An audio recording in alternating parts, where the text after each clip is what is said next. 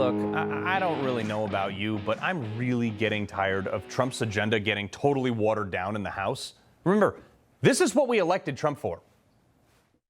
We're seeking permanent income tax cuts all across the board.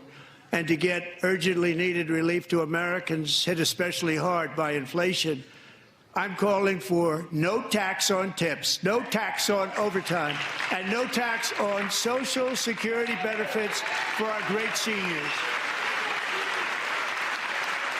Pledge to take the Trump tax cuts and make them permanent, and that's exactly what we're doing. Yeah, and there was Mike Johnson nodding along. Everybody on the Republican side was standing up, clapping. Where are the votes, guys? Every Republican congressman was also elected or reelected on the exact same platform. And now they're not doing it.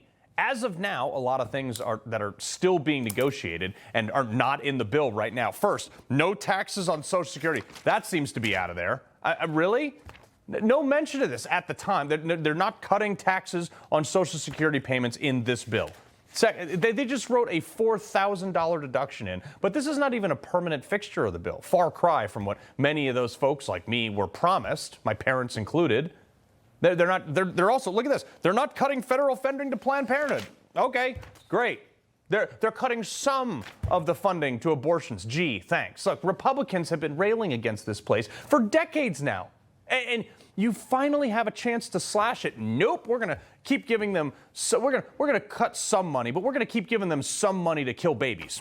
Check. Okay, guys. Oh, here's another one. They're not fully repealing Biden's Inflation Reduction Act, which has all kinds of green energy BS in it, like tax credits for wind and solar and corporate taxes and social and economic equity provisions for community adders, whatever that is. Sounds like Al Sharpton's bank account, if you ask me. Oh, here's another one. There's nothing in there about cutting the Department of Education.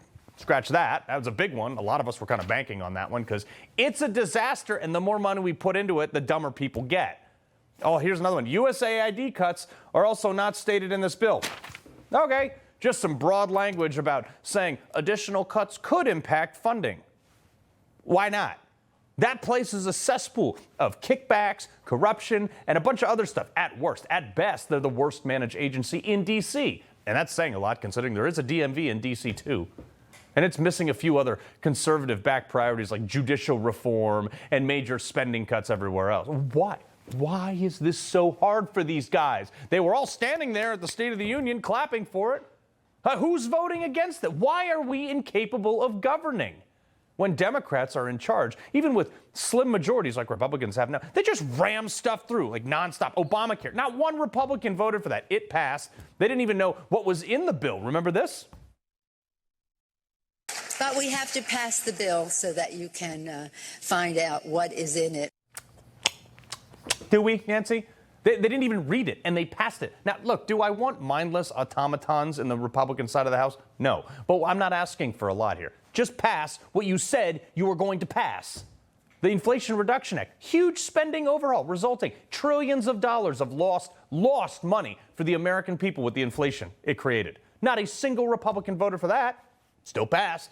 Why are we worried about getting Democrats on board with our stuff? Why can't Republicans, who campaigned on all this stuff, by the way, do what they said they were going to do? I'm as angry as, look, you guys in Congress, you got us to donate to your campaigns. I did too. We put the stupid bumper stickers on our car. We put the signs in our yards, and we showed up at your events where you were promised us that you were going to do these things, and you were standing on Trump's coattails, and now you're double backing. You at least owe me an explanation why. Did one of your special interest groups tell you to? Like, I want to know why any Republican is giving Planned Parenthood another dime. I mean, look, folks, I'm a libertarian on this one. I don't like abortion, but if you want to get one, is it too much to ask for you to pay for it with your own money rather than my tax dollars? Apparently, for this Republican-controlled House, it is too much to ask. These guys already punted the Doge vote from last week, which is weird because Mike Johnson told us he was really excited about that. And the reason we're excited about what Elon Musk and the team at Doge are doing, the end result of that is going to be achieving the goal that we've always had, and that is to make government more efficient. You see why I'm just a little bit angry here? Like a little tiny bit? I mean, get your house in order, Mike. It seems like you're more interested in being Speaker than actually carrying out the duties of it. But I will say there are some good things in this bill. One particularly I like, work requirements for Medicaid. Now, hold up real quick, folks. Medicare is for seniors. Medicaid is additional government health care for folks who meet lower income requirements. Some seniors are also on it, but let's be clear about what this is. We're not like pulling the rug out from seniors here, okay? And what is wrong with asking someone, which is one of the provisions in this, likely able-bodied, that are getting government health care on our dime, to chip in 80 hours a month to give back to their communities or get a job somewhere?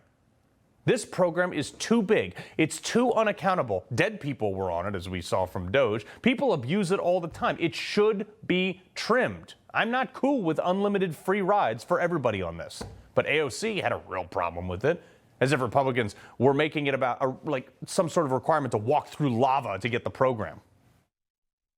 Where 25% of your constituents are on Medicaid, 40% of your constituents are on Medicaid. And yes, I am. Will the gentlelady yield? I am talking to them.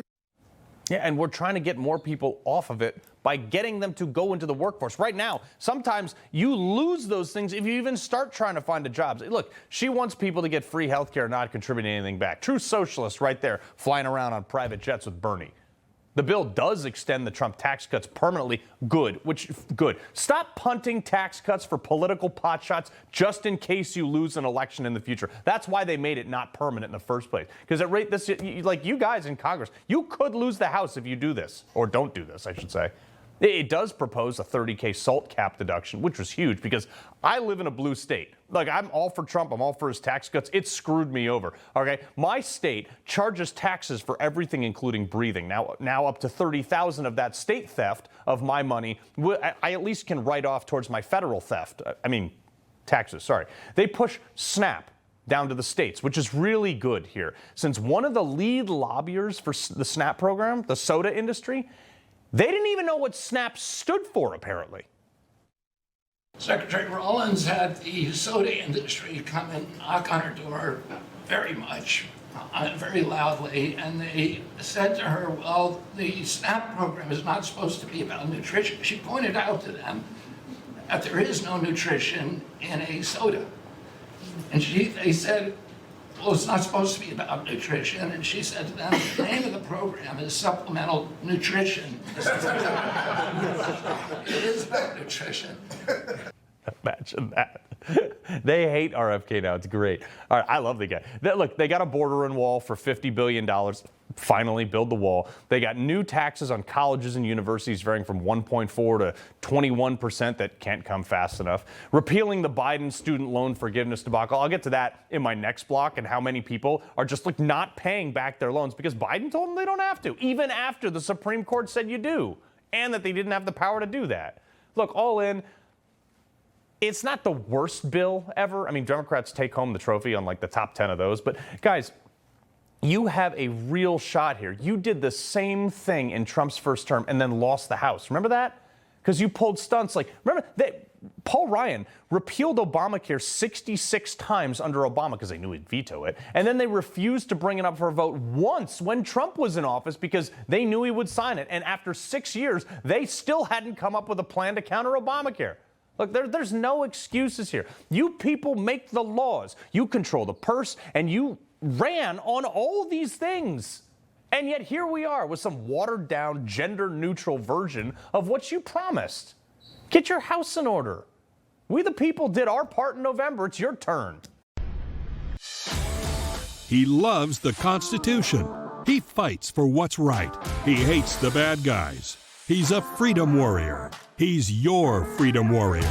Watch Carl Higbie every weekday on Newsmax.